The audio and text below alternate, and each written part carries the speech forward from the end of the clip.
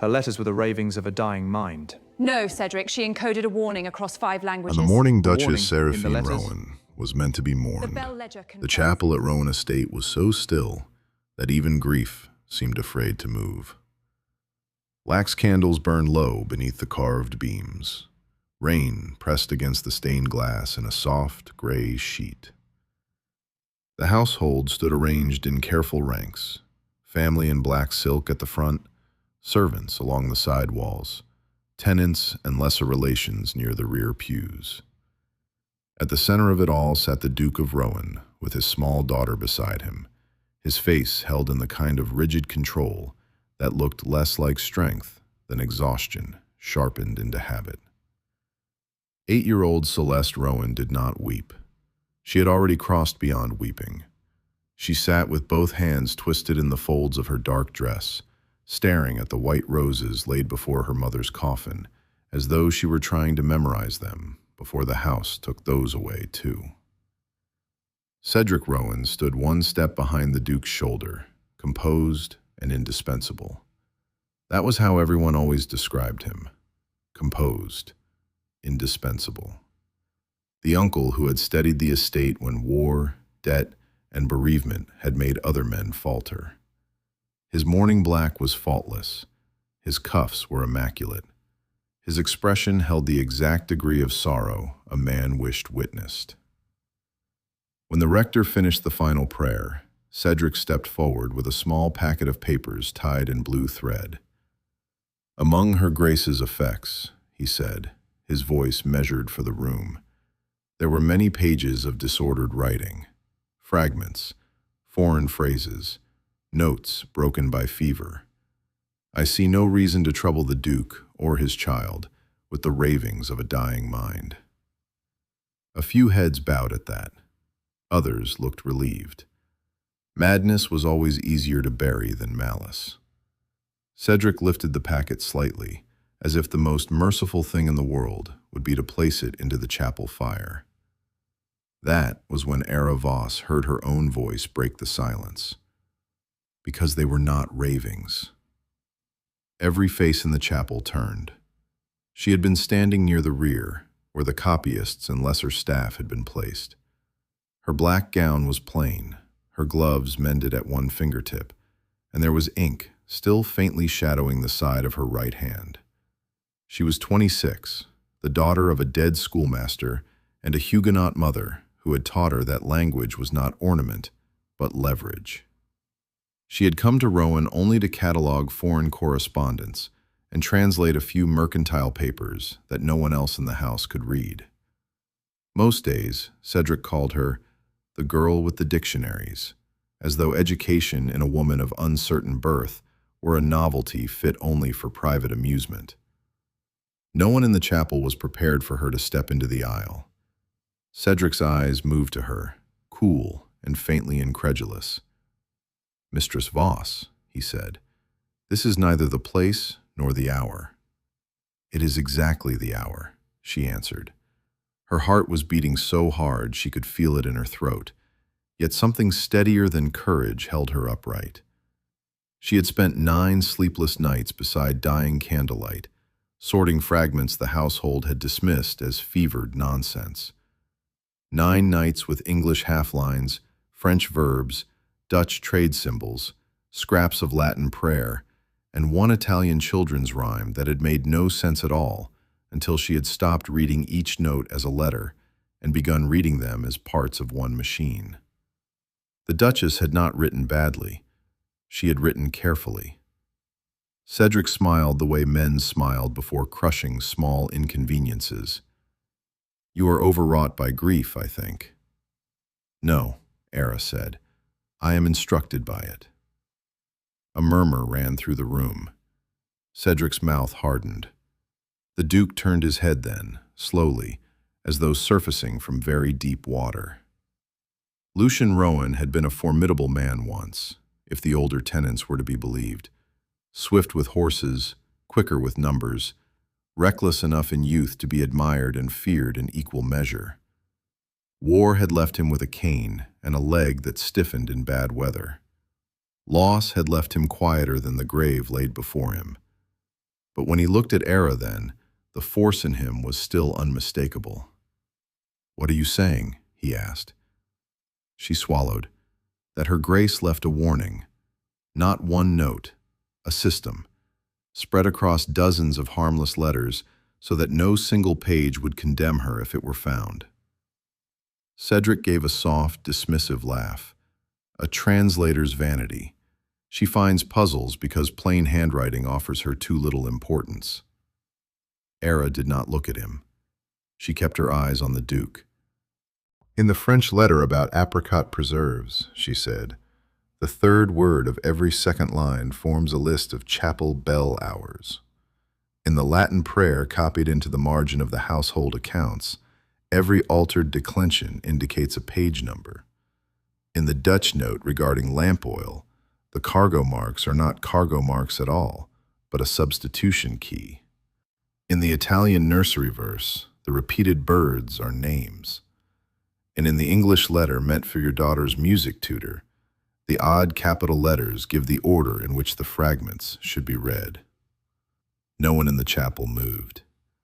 Aara drew one breath more.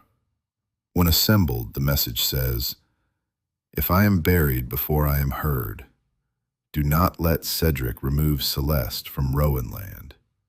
Search the bell ledger. Trust the one who reads all tongues." Celeste made a small sound. It was not quite a cry. Lucian went perfectly still. Cedric's face did not break, but it emptied. "This is grotesque," he said. "You would exploit a funeral with a childish trick?" Aara took another step into the aisle. "Then let the bell ledger be brought. If I am lying, I will leave this house before noon." The rain struck harder against the chapel glass. Somewhere near the side wall, one of the maids began to pray under her breath. Cedric turned toward the Duke with elegant impatience. "Lucian, this is exactly why I wished the papers destroyed." Saraphene had not been herself for weeks. Fever distorts the mind. You know it. We all watched it. "Yes," Aara said quietly. "We all watched it. Some of us more closely than others." It was the first dangerous thing she had said, and everyone in the chapel knew it. Lucian rose. The movement was slow because of his leg, but when he stood, the whole room seemed to obey him before he spoke. His daughter reached for his hand. He closed his fingers around hers without taking his eyes from Aara. "Bring the bell ledger," he said.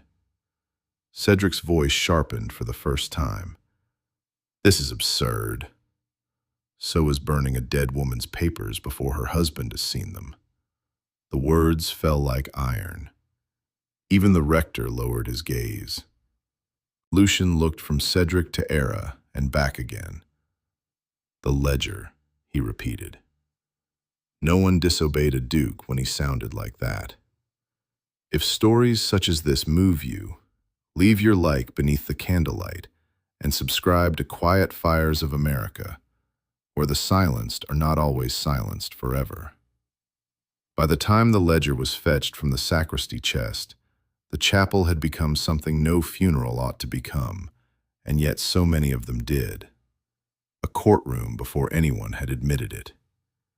Aara stood with her hands clasped so tightly her knuckles hurt. She was afraid now, afraid in the clear, practical way that comes only after boldness has already been spent. Cedric had power in this house that did not depend upon titles alone. He knew which servants had sick mothers, which tenants needed extensions, which clerks had debts. He had spent years making himself necessary in 100 small ways, so that the day anyone challenged him, half the household would fear starvation before justice. But Saraphene Rowan had known that too. A footman laid the chapel bell ledger upon the communion rail. The rector untied the leather strap. Cedric folded his hands behind his back. "Well," he said. Aara came forward. The pages smelled of damp calfskin and smoke. She turned to the month before the Duchess's death, then to the dates indicated by the cipher. On ordinary inspection, the entries were plain enough. Bell rung at dawn, at noon, at vespers, at burial notices, at servant summons during the storm week when the river road had flooded. But Saraphene had not hidden her meaning in ordinary inspection. Aara laid her finger beneath 3 entries. Here. The bell was rung at midnight on the 12th, again at 1, and not for fire or flood. The notation beside the first ring is made in a different hand. The steward, Mr. Hale, stepped nearer despite himself. "It is," he said. "And here," Aara continued, "the mark used for the Upper West Corridor appears only twice in 6 years. Once when Lady Rowan gave birth. Once on the night she was said to have been too fevered to know her own name." Lucian's gaze shifted. "The West Corridor leads to her rooms." "Yes," Aara said, "and to the old music closet beyond them, where the Duchess kept papers she did not trust to the main study." Cedric gave a soft exhale, halfway between annoyance and pity. "You build castles from ink blots." "No," said a new voice from the side pews. "She does not." Every head turned again. It was Agnes Vale, the housekeeper, gray-haired and upright in her severe black gown. She had served Rowan Estate since before Lucian's marriage. She was not a woman who spoke in public, unless necessity had already grown teeth. "I was sent to the West Corridor that night," Mrs. Vale said, "not to tend her grace, to fetch away a tray before anyone saw what had not been touched." Cedric's expression sharpened. "This is unworthy of you." "It may be," she said, "but I am old enough to prefer unworthiness to cowardice." The first crack had opened. What followed in that chapel did not expose Cedric entirely, not yet.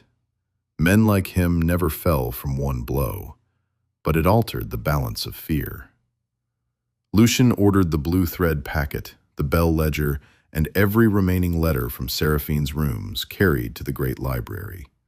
He postponed the family's departure from the chapel and sent his daughter with her nurse instead of allowing Cedric to take her himself. And when Cedric objected to Aara's presence, Lucian answered without looking at him. "She stays."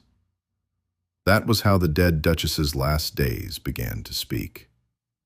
Aara had first come to Rowan Estate in late October, when the sycamores were shedding gold over the riverbank, and every room in the east wing smelled faintly of closed books and damp plaster. Her employment had been arranged through Reverend Pritchard, who remembered her father as a scholar too gifted for profit. Rowan's shipping office had received letters in French and Dutch from former trading partners, and Cedric, with dry amusement, had agreed to hire the learned girl from the grammar rooms for 6 weeks rather than pay a Philadelphia man twice as much. Aara had accepted because her widowed aunt needed medicine, because winter was coming, and because women without family fortunes did not scorn paid work merely because it was offered with condescension. She discovered the estate was divided in ways the house itself seemed built to conceal. The public rooms were all order, symmetry, polished silver, and inherited portraits. The private corners held another truth. Account books moved between hands too quietly, doors locked in the middle of the day, servants dismissed from corridors when Cedric entered, and a duchess who was spoken of constantly in company, yet seen less and less in her own house. Saraphene Rowan was beautiful in the manner of women who had once been radiant enough to trouble a room and had only recently learned what it was to be diminished inside it. She possessed a voice too soft for public command and a mind too exact to be confused for softness by anyone honest. She asked Aara on the second day whether she truly read Dutch or merely translated lists. "All of it," Aara replied. And Italian? Yes. Latin? Yes. Saraphene smiled then, not kindly, but with relief. Good. I am so tired of being surrounded by people who mistake decoration for education. Their acquaintance should have remained formal. It did not. Saraphene began sending small packets to the cataloging room. A French devotional text, an Italian sonnet copied into the flyleaf of a music book, a Dutch herbal receipt, a volume of Tacitus with one page turned down. Sometimes she requested translation. Sometimes she only asked what Aara thought the writer had been afraid to say plainly. That question should have warned her sooner. Lucian Rowan she saw less often. He kept to the western study, the estate office, or the lower fields where the tenant disputes had worsened after 2 poor harvests. When he entered a room, servants straightened from instinct rather than fear. He was not an easy man, but neither was he careless with power. He thanked people. He noticed when a footman limped. He listened before speaking, which in a great house was often more unsettling than shouting. Once, when Aara had been carrying too many ledgers down the north stairs, he took half the stack without ceremony and asked which clerk had given her the work of 3 men. She told him it had not been assigned by a clerk. He understood the answer and said nothing more, yet the next week 2 junior copyists were added to the accounts room. It was the kind of justice that made women reckless enough to hope. He had loved his wife, everyone said. Aara believed it. But love did not prevent negligence when grief, business, and family habit all pulled in the same direction. Cedric had installed himself between inconvenience and decision so thoroughly that Lucian had come to move around him as one moves around a familiar wall. Saraphene's requests went through Cedric. Her visitors were approved by Cedric. Her physicians were summoned by Cedric. When her health began to fail in January, it was Cedric who told the household the Duchess was too fragile for disturbance, too feverish for company, too confused for business, too exhausted even for her daughter. Aara saw the first true sign of danger in a tray. She had been carrying translated shipping abstracts toward the back stair when a maid nearly collided with her in the passage outside the Duchess's sitting room. The tray in the maid's hands held broth gone cold, untouched bread, and a spoon stained dark with what looked less like medicine than ground bark. "She has eaten nothing?" Aara asked. The maid's mouth tightened. "I was told to remove it." "By whom?" But the girl's eyes had already darted toward the end of the corridor, where Cedric's valet stood pretending to inspect a window latch. That evening, Saraphene sent for Aara under the pretense of translating a letter from Marseille. The Duchess was wrapped in blue wool before the hearth, too pale, her wrists thin enough to startle, yet her mind was sharp. "Do you know why powerful men fear women who read?" she asked suddenly. Aara hesitated. "Because reading makes comparison possible." A flicker of approval crossed Saraphene's face. "And comparison makes lying more difficult." She slid forward 3 ordinary notes, one in English, one in French, one in Italian. "Tell me whether anything is wrong with these." Aara read them. At first she saw nothing beyond trivial domestic concerns: candle wax, winter pears, a child's scales, a shipment of ribbons delayed by ice. Then she noticed the French letter used a masculine adjective where the writer never would have. In the Italian verse, one bird was repeated where another should have appeared. And in the English note, the first and last lines each carried one oddly formal word Saraphene had never used in speech. "They are wrong on purpose," Aara said. Saraphene leaned back slowly, as though a question had just been answered in a language no one else could hear. Yes. Why? But the Duchess did not answer directly. Instead, she said, "If ever a house grows too quiet, Mistress Voss, listen to what has been made impossible to say plainly." 2 weeks later, Saraphene's condition worsened so abruptly that the household stopped calling it weakness and began calling it fever. Lucian slept in the adjoining study for 3 nights. Cedric took over the estate's winter disbursements to spare him. Celeste was told her mother must not be distressed and cried herself sick in the nursery. Aara sent up broth once, and the bowl came back untouched. She asked whether the physician from Williamsburg had arrived. She was told he had been delayed by rain. She later learned no rider had been sent until the 2nd day. Then Saraphene died before dawn on a Thursday, and by breakfast, Cedric had already locked her escritoire. It would have ended there if Saraphene had trusted only paper, but she had trusted pattern. The first fragment reached Aara, hidden in a children's grammar book, returned to the cataloging room by mistake. Tucked between the Latin exercises was a page torn from a household inventory, with 3 words in Saraphene's hand: bells, lilies, west. 2 nights later, Mrs. Vale, after crossing herself twice as if to quiet her conscience, delivered a small bundle retrieved from the hem lining of one of the Duchess's winter cloaks. It contained 6 notes in 4 languages and a pressed white camellia gone brown at the edges. Her Grace began sewing papers into odd places in January, the housekeeper said. I did not ask why. I suppose I knew. Aara worked in secret at first, using the deserted schoolroom above the old nursery, because Cedric never entered spaces associated with children and dust. She laid each scrap in rows according to language, then according to date, then according to irregularity. She discovered Saraphene's errors only appeared in letters she expected Cedric's people to inspect. Genuine private letters were clean. Public ones limped. A missing accent meant one thing. A doubled noun meant another. The bell hours supplied sequence. The Dutch cargo marks supplied numbers.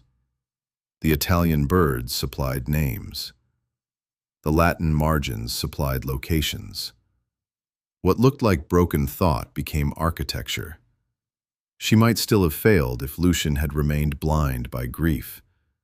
But on the 3rd night after the funeral confrontation, he entered the library long after midnight and found her asleep at the end of the table, with her cheek resting against one of his wife's account books. When Aara woke, the candles had been trimmed, and a wool shawl had been placed over her shoulders. Lucian stood at the far end of the table, cane in one hand, reading a page she had marked with ribbon. You should not touch that, she said, rising too fast. Probably not. His voice was rough with fatigue. But I am very tired of being the last person in my own house to know what is happening in it. He looked worse in the candlelight than he had in the chapel, less armored, more human, and therefore more dangerous to her composure. His grief had narrowed him, but it had not made him small. You believe my uncle delayed the physician, he said. I believe your wife believed herself in danger, Aara answered carefully. That is all I can prove tonight. And tomorrow? She hesitated. Tomorrow I may prove that her Grace was separated from correspondence, that household letters were intercepted, and that plans were being laid to remove Lady Celeste from Rowan Estate under color of convalescence. His face changed at his daughter's name, not visibly, but with the force of a door locking somewhere beneath the skin. Why Celeste? He asked. Because your daughter is the cleanest road to control. A child can be managed, A grieving father can be exhausted. And if the mother is declared unstable before death, questions become indecorous. Lucian was silent for a long while. Then he said, "What do you require?" No man had asked her that before in quite that way. "Access," Aara said, "to the west music closet, to the household medicine log, to the outer correspondence chest, and to anyone dismissed from your wife's rooms during her last fortnight. You shall have it." "So easily?" A bitter shadow passed through his expression. "Mistress Voss, if this proves to be grief made clever, I shall bear the embarrassment.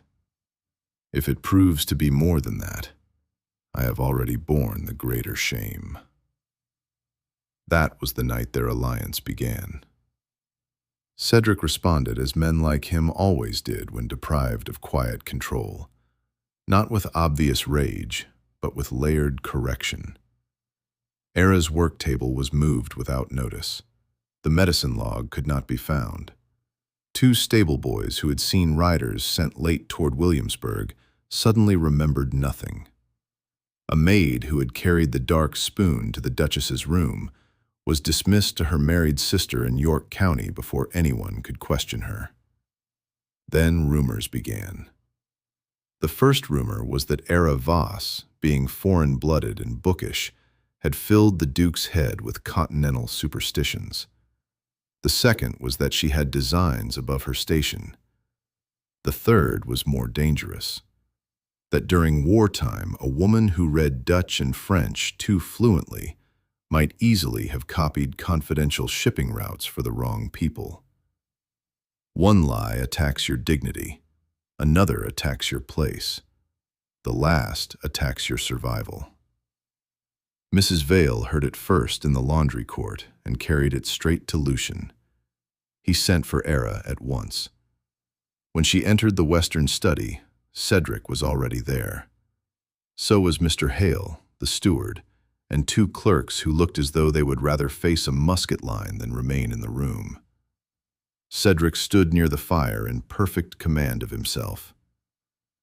"There are concerns," he said, "that our household may have become reckless with sensitive papers." Aara understood then that this was meant to force one of two outcomes: silence or disgrace. Lucian remained seated behind the desk, one hand resting on the arm of the chair, the other on a sealed packet. His eyes were on Aara. "My uncle believes your presence here has become a liability." Cedric inclined his head, all moderation. "Merely until matters calm." Aara felt fear move coldly through her body, not because she had done wrong, but because innocence was often the weakest defense inside an orderly room. So she chose a stronger one. "If I am a liability," she said, "it is because I have begun to understand the Duchess's code." Cedric gave a thin smile. "Or because you wish us to think so." "Then let us test me." The packet on His Grace's desk contains 3 untranslated letters pulled this morning from the outer chest. 1 is genuine. 2 carry deliberate error patterns. The Duchess wrote one before she was watched closely, the other 2 after. If I name the false lines and the concealed location they indicate, I stay. Silence. Lucian's gaze sharpened almost imperceptibly. "Can you?" Aara looked at the packet. "Yes." He pushed it toward her. She broke the seal with steadier hands than she felt. The first letter, in French, was too smooth. Saraphene had not coded private notes without need. The second, an English draft for a tenant widow, contained 1 false plural and a capitalized word in the middle of a sentence. The third, in Dutch, was clumsy in a way no true merchant's letter ever was. A bad forger imitated vocabulary. A good conspirator imitated rhythm badly.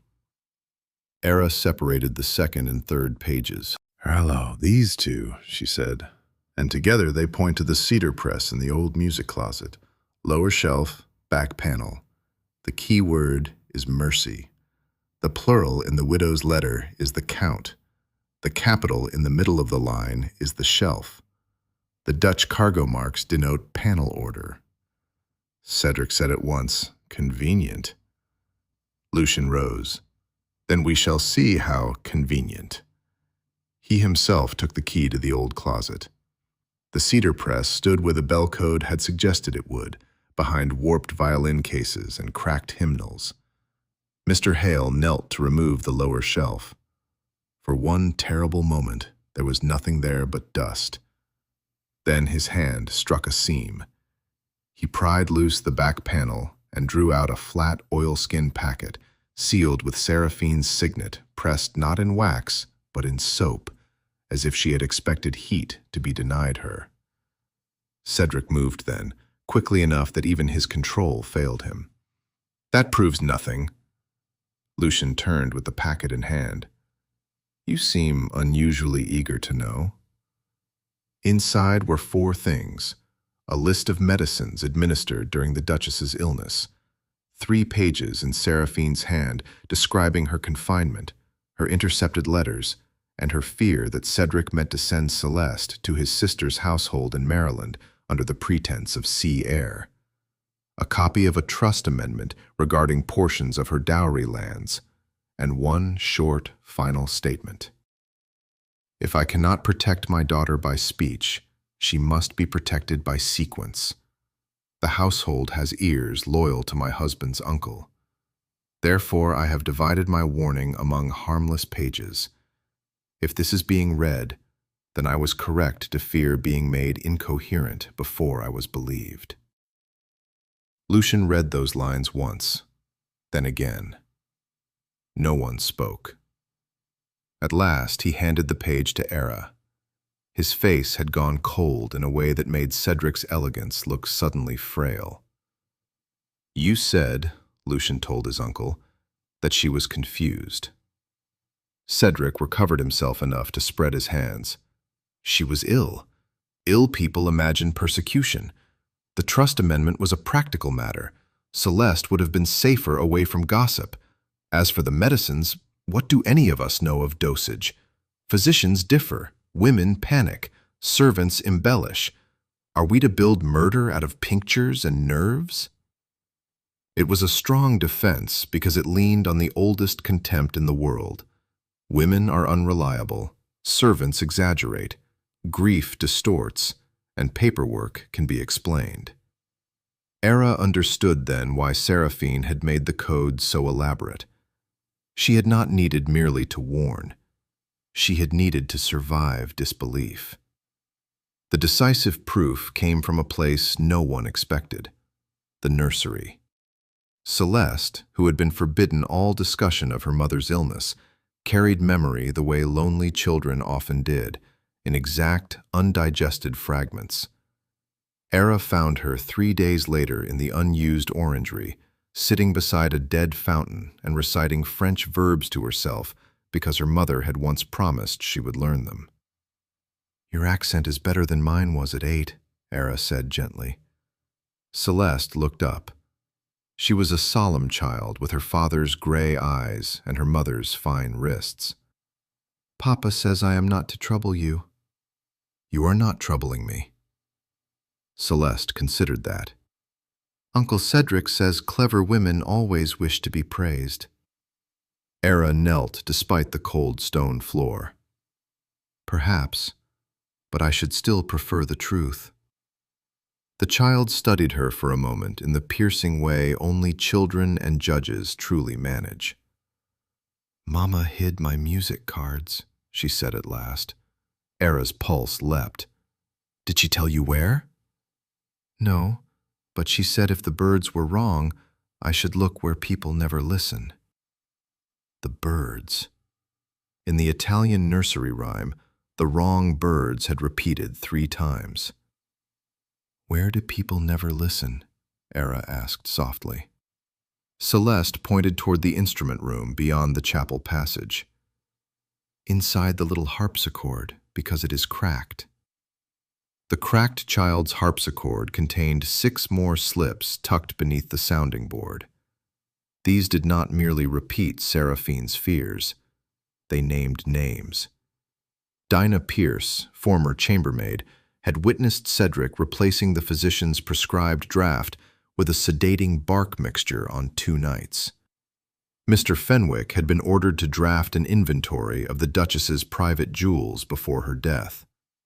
A rider had carried letters not to Williamsburg, but to Cedric's brother-in-law regarding guardianship accommodations for Celeste. Most damning of all, Saraphene had copied in shorthand a line she had overheard outside her own room. "Once the girl is sent off, the Duke will sign anything put before him." The girl. Celeste. Not the Duchess. Cedric had not merely wished to control a sick woman. He had been planning past her. Lucian did not rage when he read that line. Men who truly understand danger often do not. He became more precise. He ordered the Maryland correspondence seized. He sent 2 riders to fetch Dinah Pierce from her sister's farm before anyone could warn her off. He requested a magistrate from Williamsburg on the pretense of trust irregularities rather than family scandal, because legal language opened doors that moral outrage could not. And he placed Celeste's guardianship papers under immediate revision in the estate office with Hale and the magistrate's clerk present. Only once did Aara see the cost of all that control. It was after midnight in the West Gallery. Rain moved across the windows in a long silver wash. Lucian stood alone before a portrait of Saraphene, painted the year of their marriage, one hand pressed against the edge of a marble table, as though steadying himself against a blow no one else could see. Aara should have left. Instead, she said, "You could not know what was hidden from you by design." He gave a quiet, joyless laugh. "Could I not?" She said nothing. He looked at the portrait, not at her. "My wife told me more than once that the house had become crowded with obedient faces. I thought she meant society. I thought she was lonely. I believed that because it was easier than believing my own blood had made solitude a weapon under my roof." His voice roughened on the last word. A husband should not require ciphers to hear his wife. Aara's chest tightened with pity too dangerous to indulge.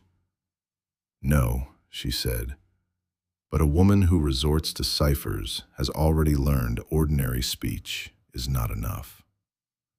At that, he finally looked at her. There are moments when affection begins not with gentleness, but with recognition. She saw in him then not merely rank, not merely masculine grief, but a mind ruthless enough to face what shamed it. He saw in her, she thought, not merely usefulness, but steadiness. Something changed in the space between them, not declared, not pursued, but no longer possible to mistake. Cedric made his final move before the magistrate arrived. It came in the form of fire. The old schoolroom above the nursery, where Aara had first sorted the coded fragments, caught just before dawn.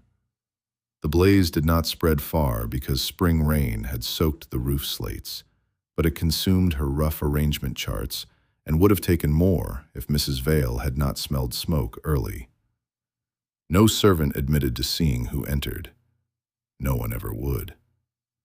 Aara stood in the corridor, watching black water drip from the ruined doorframe, and understood with cold clarity that if Saraphene had not distributed the code into memory as well as paper, all might still have been lost. Lucian came up the stairs with soot on his cuffs and anger held so tightly it had become calm. "Were any originals kept here?" he asked.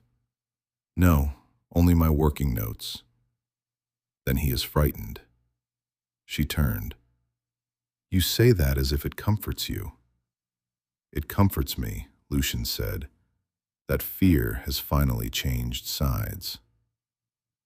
The hearing took place not in a public court first, but in the long drawing room at Rowan Estate, because family trust matters of rank and guardianship could begin privately before moving outward. That suited Cedric. He expected formality to protect him. He had spent his life confusing polish with immunity. The magistrate from Williamsburg was a narrow-faced man named Jonathan Beale, who disliked wasting time and trusted paper more than tears. He arrived with a clerk, a physician willing to review the medicine list, and the sort of chilly patience that made liars over-explain themselves.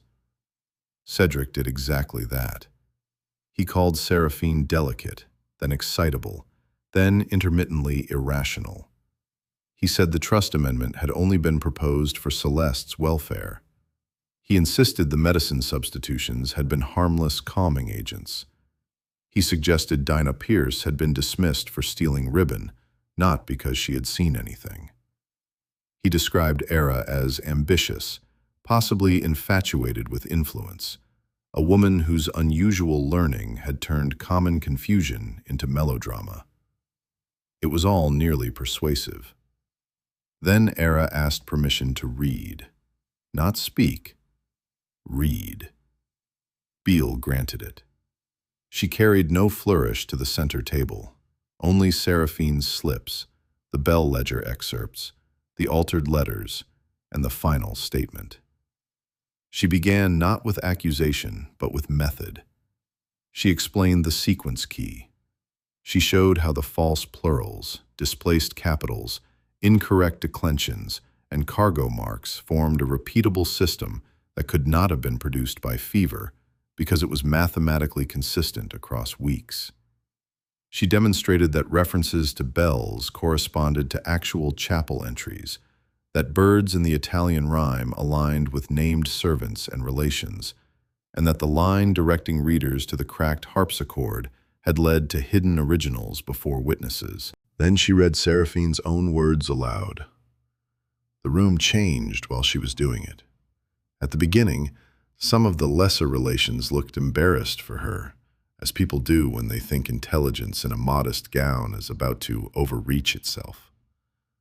By the second page, they were leaning forward. By the third, no one looked at Cedric except by accident.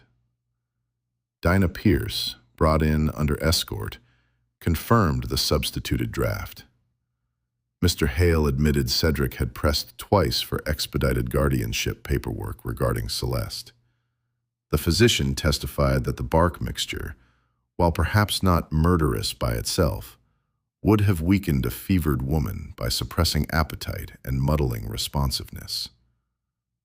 Mr. Fenwick, white-faced and trembling, confessed that he had followed Cedric's instructions concerning inventories and letters because he feared dismissal, but that the Duchess had indeed been kept from outgoing correspondence during her final fortnight. Cedric still did not fully break. That, perhaps, was the most chilling thing about him. He only said, "All this from scraps, servants, and a woman clever enough to make patterns where none exist. Lucian, if you permit your house to be governed by sentiment and female intrigue, you will deserve what follows." Lucian had been silent through nearly all of it. Now he stood. "No," he said. "What followed was earned when I mistook convenience for loyalty and allowed my wife's isolation to be managed by a man who benefited from her silence." The words landed not only on Cedric, but on himself. That was why they mattered. He turned to the magistrate. "Record my request that Cedric Rowan be removed from any administrative authority over my household, daughter, tenants, trusts, and estate correspondence pending full court review in Williamsburg. Record also that all papers touched by him in the last 6 months are to be audited." Cedric's control finally cracked. "You would do this on her word?" He flung a hand toward Aara. "A paid translator, a nobody, a woman who entered this house through the servant passage. Aara felt the insult strike and pass through her. It had been meant to return her to the place from which his power drew safety. Instead, Lucian answered before she could. "No," he said. "I do this on my wife's word, which you worked very hard to bury, and on the intelligence of the woman who heard her when the rest of us failed." For the first time since the chapel, Cedric had nothing ready. The full public disgrace took another fortnight. Williamsburg preferred seals, depositions, and orderly disgrace to emotional revelation. Yet by the time the matter concluded, Cedric Rowan was stripped of authority, sent under supervision to his brother-in-law's property pending further claims, and named in enough financial irregularities that even relatives who wished to defend him discovered caution instead. The guardianship attempt was voided. The dowry lands were restored to Celeste's future security. The intercepted letters were logged. And Saraphene, who had been almost reduced to a fever story, became once more a woman of mind, foresight, and maternal terror sharpened into brilliance. The house changed after that. Not at once. Great houses rarely change at once. They exhale by degrees. Doors were left open again. The music room, closed since the Duchess's decline, was used. Celeste returned to her French verbs and began insisting on Dutch nouns besides. Mrs. Vale stopped looking over one shoulder before issuing orders. Mr. Hale learned that honesty, once chosen late, still required the discipline of being chosen daily. Even the servants' steps altered. Fear loosens differently from grief. Aara meant to leave once the court matter was settled. That had always been the sensible course. Women in her position did not linger in the houses whose scandals they had helped uncover. Gratitude cooled. Society speculated. Men of rank returned to their rank, and useful women were expected to carry their usefulness elsewhere without confusion. So she packed quietly. It was Celeste who betrayed her by weeping over the empty shelf where the Dutch grammar ought to have stood. Lucian found Aara in the cataloging room, with twine in her hands and the last of her papers stacked neatly for departure. "I had hoped," he said, standing in the doorway, "that if you intended to leave Rowan Estate, you might at least permit me the discourtesy of objecting before the carriage was ordered." Aara lowered the twine. "My work is done." "Is it?" She looked at him then. In the weeks since Cedric's exposure, something in Lucian had eased. Not the grief, which would remain, but the burden of moving through lies arranged by another man's will. He still carried the cane. He still woke, Mrs. Vale said, before dawn. But he had begun sitting in the music room when Celeste practiced. He had reopened Seraphine's terrace. He had even laughed once, briefly, when the estate hound stole a magistrate's glove. "My wife entrusted her voice to sequence," he said. "You restored it. My daughter trusts you. I trust you. The library has need of an archivist. The estate school has need of a mistress for languages. And I—" He stopped, not from uncertainty, but from honesty. "I have need of someone who does not fear truth when it arrives in an inconvenient form." A lesser man would have called that an offer of employment and hidden behind propriety. Lucian Rowan was not a lesser man, at least not now. Aara's hands tightened on the twine. "You are asking many things in one sentence, Your Grace." "Yes." "Do you know that?" "Yes." Despite herself, she smiled. He took one step further into the room. "I am not asking for an answer today. You have been used by other people's emergencies for months. I will not become one more claimant upon your judgment." The restraint in that moved her more than any practiced tenderness could have. Spring turned. Rowan Estate greened at the edges. The first swallows returned to the river eaves. Aara stayed through June, first under a formal contract, then under one that no longer felt entirely like a contract at all. She reorganized the library's foreign shelves, established a correspondence ledger impossible to tamper with quietly, and began teaching Celeste Italian birds properly so that never again would the child confuse warning with song.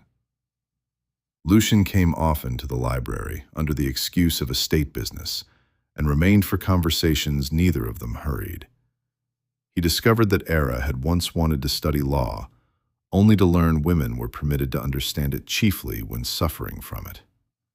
She discovered that he had sketched battlefields during the war because drawing distances made pain seem measurable. He confessed that Saraphene had once accused him, not unjustly, of trusting competence too quickly in men who resembled the virtues they lacked. She confessed that she had spent most of her life appearing composed because poor women who displayed feeling were called unstable, while rich men who did so were called burdened. The first time he touched her hand, it was because she had cut her finger on a broken seal, and he took the cloth from the desk to bind it himself. The second time was not accidental. It happened on the west terrace at dusk, where Saraphene had once grown white roses, and where Celeste, by then happily noisy again, had run off toward the yew-walk with her nurse. The river below the bluff shone brass in the declining light. Lucian stood beside Aara with his cane set against the stone balustrade. "I have thought often," he said, "about the line she left. Trust the one who reads all tongues." Aara looked out over the river. "Your wife was wiser than any of us." She was. But I have begun to think she meant more than language. Aara turned then. His expression held none of Cedric's polish, none of that decorative certainty that assumed a woman would accommodate whatever a man of standing happened to desire. Lucian's face, with its weariness and scarred restraint, held only gravity. "You read what is hidden beneath what people arrange for display," he said. "You read cowardice. You read grief. You read fear. You read me, I think, before I had earned the right to be seen clearly. I do not ask lightly to be seen that way again." Her breath caught. "And what do you ask?" she said. He answered with characteristic plainness, "That you remain. That you do so not as an employee protected by my gratitude, but as the woman I hope will share this house, help raise my daughter, and contradict me when I deserve it for the remainder of our lives." Aara laughed then, softly and without elegance, because to be offered a future in terms so exact was unexpectedly dear. "You make marriage sound like a legal improvement," she said. "In some cases it is." "In ours?" "In ours," he said, and for the first time there was warmth under the gravity. "I hope it may be rather more." The kiss that followed did not erase grief. Nothing worthy ever does. It arrived instead, as truth often does, after work, after witness, after the dangerous labor of choosing to remain audible to one another. When they married in early autumn, it was a quieter ceremony than Rowan Estate had seen in years. Celeste scattered rosemary with solemn concentration. Mrs. Vale cried openly and denied it. Mr. Hale nearly smiled. The rector, perhaps wiser after recent history, asked very clearly whether the bride entered of her own free will, and Aara answered so firmly that half the chapel laughed in relief. Later, long after the guests were gone and the house had settled into evening, Aara returned alone for a moment to the library table where she had once assembled the coded scraps by candlelight. She laid upon it one white camellia, not for mourning now, for memory, for gratitude, for the dead woman who had refused to let silence become the final language spoken over her life. Saraphene Rowan's authentic voice did not save herself. The world had already denied her that mercy, but it saved her daughter. It saved the estate from a gentler-looking kind of ruin. It forced a grieving man to see the architecture of his own neglect. And it lifted a woman the house had once treated as invisible into a place where her mind was no longer merely useful, but honored. In the years that followed, tenants said Rowan Estate grew stranger and better under its new duchess. Foreign books appeared in the schoolroom. Ledgers became harder to falsify.